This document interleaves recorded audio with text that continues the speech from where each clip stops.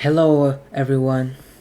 So my friend by the name of Monsters University said in the comments section that he wants a triangle to teach him how to make a triangle. This also goes out to anyone who's having difficulties with the triangle. I'll teach you how to make a triangle. It's super easy. You can't mess this up. So I'll choose a brush. You know what? This time I'll go with a crayon. A little bit of green. Yeah, lime green. Okay. And I'll make it thin. Okay. So what you do is go a line like that diagonal. Continue it a line like that. Make it the same length or relatively close enough. Now you made a mountain.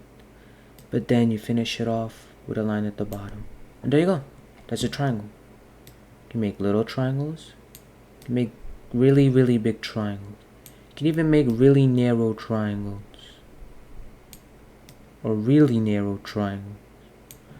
So, actually that's not a triangle. Don't do that one.